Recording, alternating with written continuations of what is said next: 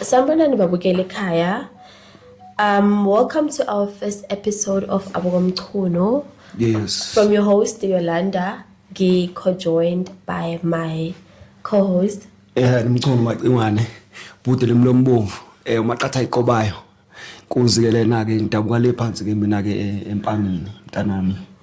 Empangeni lapha na obuka. Na yimi ke lo macingwane.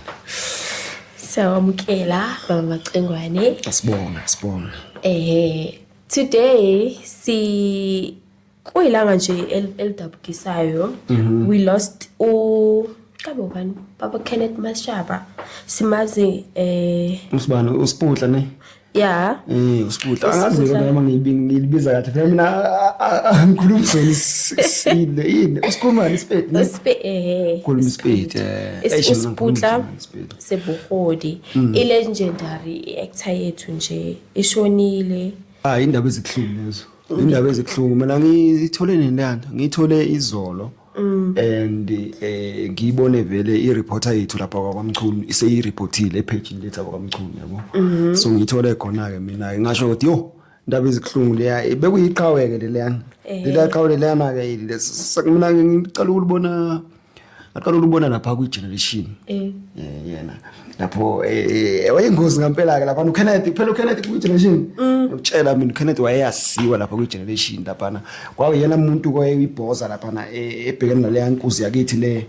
usibusiso le nayo usibusiso wakithi swadlula emhlabeni usibusiso kodwa phela ku generation nawo swadlula emhlabeni ubhuti kwakuyilegend naleliya so mina ngimqale lapho ukuyibona le nkabi leyani ukuthi lensizwe ayadlala bani ya actor actor mfethu ya actor leyani sizwe leyani Manizwa ngama reporter wakaMchunu bathi ubulalwe yini uKenneth yena lo bot. Mina ngokwami bengakathuli ukuthi ubulawe yini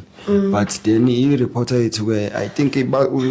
for today uzohamba yosho today is 17 so I think uzohamba uzothola kuba umndeni wakhe kodwa nje mina ngiyacela ke la iqhawe la ngempela qhaweke lana kodwa ngoba ngikutshela yabona leya kune moment yakhe wayibhekene nayo noSibusiso phela ngithi ku generation babe kanje wayakade ephuma ejele futhi uSibhuhla lapho uphuma ejele uSibhuhla emephuma ejele so which means was a secret kaSibusiso ku generation amazi le secret le kaSibusiso uyazi ngokuthi manje akafuni uSibusiso ukuthi le secret iphume vele kufanele ukuthi nami ngazi secret yakho ne nami ngathreatenisha yena kanjani ngazi secret yakho so yena ke le yankosi ke lo imthreatenisha kuSibusiso ngiyakhumbula uSibusiso wathi ufuna ukuyinika isiqalo ngicabanga ufuna ukuyinika ibhilidi lakhe uSibusiso phela wanebhilidi elikhulu yabo ufuna ukuyinika ibhilidi lakhe isiqalo ithi hayi angifuni ukunemali angifuni ubhadala ngiyakhumbula nje angazi ulimlini leli ngibadla ubhadala yabo ithi sikhuluma mesuka lapho ke ne ithi ifuna ukucoca intombi yakhe ifuna ukuyicoca bana nentombazana lo uPriska uPriska ithi ifuna ukuyicoca ngithi hey man wena uyabona nje konami kuthiwa nje wena umuntu wami umuhle kanje yabo thoba umuntu wami nami mina ngazi ke ababukeli lapha emakhaya ukuthi wawungavuma yini wena if ngathiwa bafuna ukucoca umuntu wakho yabo and lo muntu mind you uphume ejele cabanga uphume ejele lo muntu usefuna ukuzococa lapho ufuna ukuzococa intombi yami ngeke ayinganyiwa ngempela ayinganyiwa lingawa coshe izinkukhu ngiyakutshela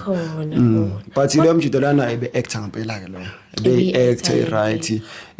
futhi nje yabona ukuthi lezi inkinga lezi yabona lezi inkinga lezi ezihlela ama actor yabo egcineni impilo yakhe ngiyibone sesibona online yasekho right liqhawe lisekho right kodwa kuyadabukisa because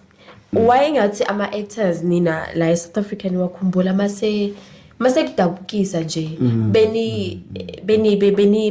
mbona yini during the whole process engekho right yabona ke leyo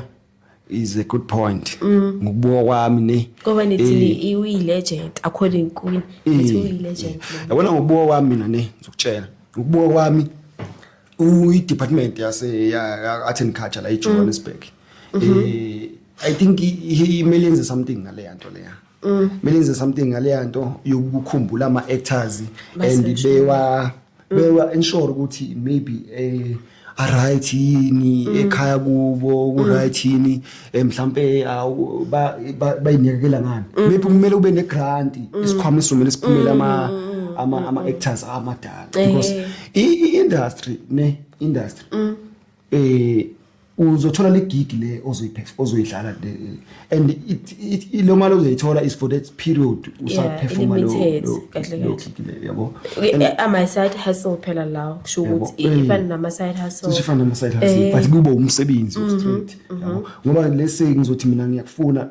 Yolanda ne ngifuna uzongactela for 6 months ngizokunika 30,000 6 months uzoshuthi inyanga nenyanga uzongena 30,000 after kuphela lenyanga kuphela idingo zakho ke lapho after sezinakela kanjani yabo so I think Gauteng department of art and culture mele kayenze something ngempela kodwa ke uya mention la wena Macingwane omkhulu ukuthi ubaba lo Siputla ebekutha lapha ku generations mina ngizwe ukuthi kade actor kwamanye ama shows nje ahlukahlukile lapha kade actor ku generation ebe actor ekhuluma language epi. I'm asking this because uguy lo ubaba lo wenze amanye ama comments nje sibona nje I video circulateayo ukuthi if you're not Zulu shuthi nje uzolamba angithi phela uyasho ukuthi nawe siyibonile video le circulate edabukisa ubaba yabona ke leyo ke I think le nto leyo kusamele futhi ikhulunywe angikusho ngoba mina ngumZulu ne kodwa le nto leyo kusamele ikhulunywe and maybe no producer producer ke vele ko producer ke yabona mawazwa expose secret yabo producer bama show once we expose secret behind them but cut out the industry yabo ungithi umbonile na ukuthi ngobe sezoshona nje bese kusekuleta ama pictures wakhe esedabukise singasaqashwa yabo singase imali ngekho producer ke benza njalo once bakubona ukuthi wena expose ama secret wakho ukuthi ngale ine background the industry cut it out usale ngale wena mina bengithi how about nje silwela ukuthi isiZulu nje hayi khohlwa hayi isiZulu hayi malalela phela lalela ngikutshele ngitshele mina ufuna ukutshela ke manje ngathi ke lalela cha bengisho nje ukuthi how about nje isiZulu sisiye ukuthi sisenze ngathi siya dominate ngoba ngathi sesidominator yazi ngisho ngoba mangibuka mina mase ngiswitcha on iDStv yami babukeli niyangizwa mase ngiswitcha on iDStv yami ngithi ngibukela nje ama stories qamuka isiZulu subtitles no isiZulu everywhere kodwa manje listen siya dominate nje na ku industry yako acting sho ukuthi phela kusho at this point isiZulu siya dominate nje la South Africa lalela ngitshele mina and then okay sitshele ke lento leya ngizwe maybe izofika kabi kwabanye but let's start with a majority like South Africa yabo qale lapho izofika kabi na ke ngoba ngumntwana mina izofika kabi vele ngakumba vele already vele wena ngiyaqala lapha manje as we are speaking here yabona majority in South Africa we can first check that yabona singayichecka kodwa into emele ngutshele yona ne ukuthi amaZulu wona ay majority la South Africa which means into emeyikhuluma isiZulu ya attract abantu abaningi yabo for example nje singathi nawo Shaka Ilembe yabo attract abantu uzophuma la Shaka Ilembe wabuka kakhulu which means o generate more I profit yama industry ya DStv yabo now uJonas ubona Jonas khuluma isiZulu and awukho lapho ngakhulunywa khona yabo nje manje imagine if uJonas bekungumtswana hawu imagine No. imagine ukuthi if uJonas bekuthiwa ubumtswana bezowabukela ngalendlela bebukela ngayo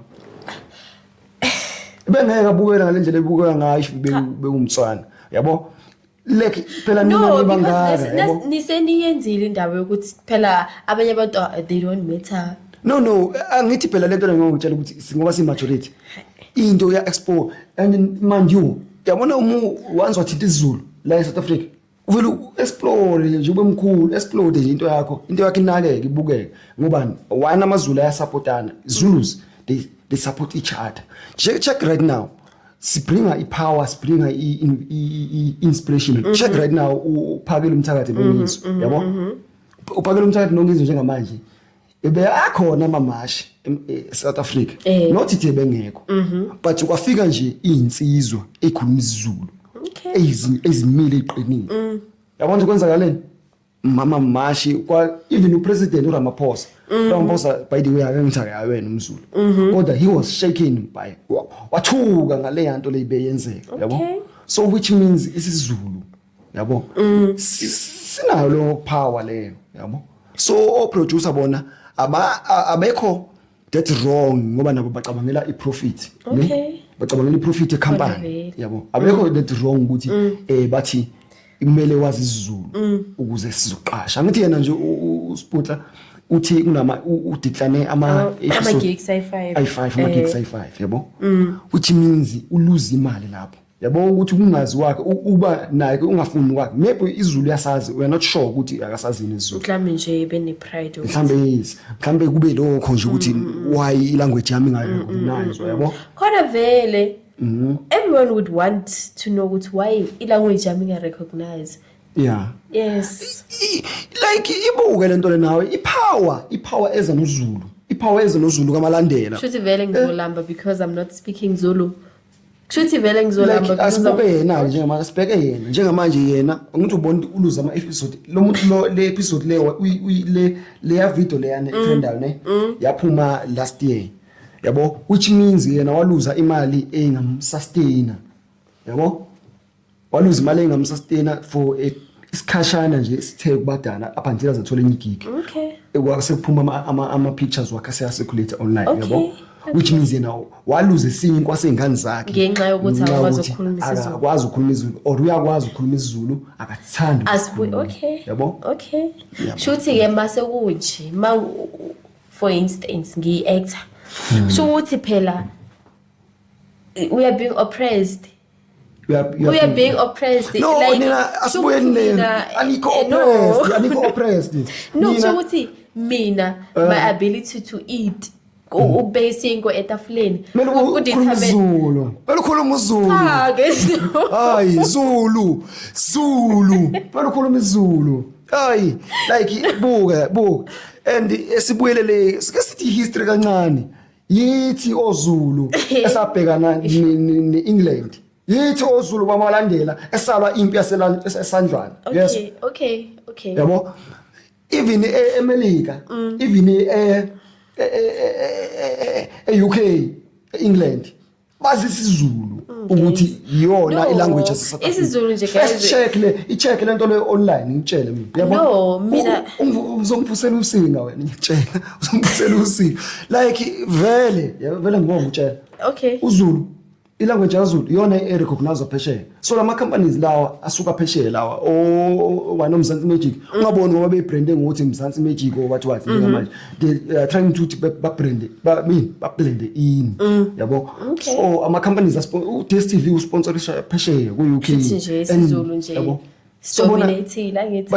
ba recognize uZulu ngoba uZulu yiwo wala nabo first check the history yiwona uZulu wala nabo babukeli and emuseum yase UK njengamanje museum kukhona ama spears amaZulu kukhona izinto amaZulu ayelwa ngazo bayigcine as history yabo ukuthi bona they once fought warriors South Africa which are Zulus. Siyakhala manje phela ngumculo phela. Siyakhala manje. Siyakuzwa. Sho ukuthi ke at this point guys ababukeli angazi ngicabangani. Ngicabanga ukuthi because sebaya dominate amaZulu I'm not being tribalistic now Yes. Ngifuna ukuzwa ngani kuma comment section ukuthi nithini abantu bayaconverta yini ukuba amaZulu noma nje siyalwela ukuthi nje mangumtswana kanje industry must accommodate us noma kanjani. Cha mina ngithi nje mina nje Zulu angi-oppress umuntu kodwa Oppression kodwa leyo. Angi-oppress umuntu kodwa as na ufuna ukudla uma ufuna iphalishi lakho iphalishi lengane ngizolamba because angiseluzulu guys like as umele ube nako lo buzulunyana obukhona nje just ubukhona yabo check njengamanje uyabona umuntu ebe act ishaka ilembe ukuthi ubona ukuthi umsana le ulobe act shaka kwishaka ilembe njengamanje ku DStv umsana lo ya wenzani guess wenzani disappointed. Khuluma isiZulu umtswana lo. Disappointed. Yeah. Ukhuluma isiZulu fluently ushaka kodwa umtswana lo ya. Yabo. So into engikutshela yona ke mina ukuthi ke isiZulu siyafuneka yabo. Siyafuneka ngitshela. Okay. Abantu abaningi nje njengamanje like ukusebenza bezwakala kumele bekhuluma isiZulu. Yabo. Guys, aniboni apartheid mara like viewers aniboni apartheid le I'm not spreading any but it seems like this is apartheid like it's like we are going back to the 1950s yabo lapho ukuthi manje cha amaZulu manje isiphelile into ye-apartheid manje sekungene into yamaZulu ukuthi manje we are being oppressed. Cha anilapho buka ngutshela uyabona abantu abaphuma ngaphandle ake ngifocus nje ekutheni uZulu njengamanje why uZulu njengamanje isiZulu singaka yabo abantu abangaphuma ngaphandle like abaphuma eZimbabwe ilanguage abazofika befuna ukuyikhuluma mebefika la eJozi yipi befika nje eGoli la bazofika befuna ukukhuluma isiZulu abafiki befuna ukukhuluma isiVenda abafiki befuna ukukhuluma isiSwana yabo yazi do you know why because mawuzofika la ufuna ukukhuluma isiVenda leso bazokutshela ukuthi no qala angikuzwa noma no awusiyena umuntu vele phela hayi angisho kodwa phela vele angithi bazosuke befuna ukucommunicate nobani kakhulu basobe befuna ukucommunicate nabantu abakhuluma isiZulu nathi yabo even nani amatswana asuke la eGoli abasompida asuke la eGoli bafuna ukucommunicate nesiZulu angisho kabi lento le but ake siyibukeni yabo ake siyibukeni ukuthi yes we can fight the thing I'm not against ukuthi nilwe ilungelo leni ezamanye ama tribe and nami ngiyawa recognize amanye ama tribe kodwa we let's look at this way ukuthi nje njengamanje ngisho abantu abasuka ngaphandle bafuna ukukhuluma isiZulu which means isiZulu sithola more support more recognition okay. So kuwise ukuthi uma ufuna ukuba uyisustain kwi-industry ethile yabo uma ufuna ukuqhubeka uye phambili kwi-industry ufuna ukuphila kakhulu kuwise ukuthi isiZulu asibe seduze nawe okay usifunde noma kunzima kodwa usifunde yabo uma ungafuna ukusifunda uzohamba uyodlalela iSkim Sam lapha eLimpopo ubuke lela dlanza usami lela dlanza laseLimpopo lela yabo uzobuka yona noma uzolamba eish yabo bese ke sesiyakubona ke sewucela ama donation yabo so sendela uCapitec yabo Capitec yabo into eyenzakalayo siyakuzwa ngwane siyakuzwa other than that nje bafowethu ayikabi mina nje nami bekuvulami ilonto engiyibuka yabo okay kodwa nje into engizoyisho bafowethu ake silibukeni loqiniso lelo because history will judge us uma singafuni ukurecognize ukuthi njengamanje ukuze uye phambili isiZulu kumele ube naso hayi ukuthi usikhulume sodwa na language yakhe ikhulume kodwa kumele ube naso kumele ukwazi ukuthi mfowethu kunjani mfowethu uyaphila yabo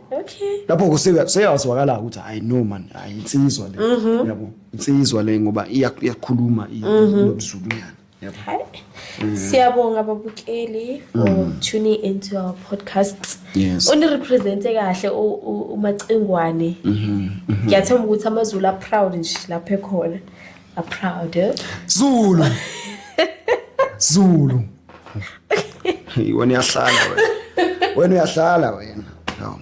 siyasebenza la siwuZulu njengamanje yithi esilwelizwe Yo. esilwelizwe kabi noRamaphosa uyazi yithi esilwelizwe njengamanje yabo yithi esilwelizwe ngisho inkosi yethu lokuba yede uproud ngathi Proud. eqhenya ngamaZulu ngamabutho akhe insizwe zakhe lezi sigcolela igoli koJohn Gok silwelizwe njengamanje sithi abahambi yabo Okay. sithi abahambe kodwa phela yabo abakhona amanye ama tribe ukuthi sesiyithi sodwa akhona abanye inhlanga ngeke ngabona nje umunye ibhuti owumpeti ngabona nomunye umbhuti owumxhosa kodwa naye noma umxhosa akho sefuna ukukhuluma isiZulu kodwa nje umxhosa lebhuti lo so le nto lena ke mhlawumbe nale nto le singayibheka yabo ukuthi le nto lena iyokufika abantu bokufika la ezweni i-affecta kanjani yabo i-affecta kanjani i-economy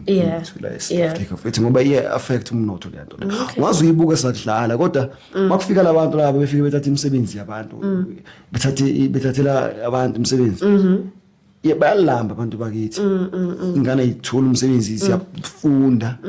ayikho ayizothola umsebenzi yabo so nje le nto nali buye ibe topic maybe singabuye siyibheke la ngelinye ilanga yeah so kodwa ngisho mina ke bakhona abanye abantu abalwelayo njengamanje kwi-Operation Dudula bakhona abangamatswana amasuthu yabo balwelizwe kodwa ipower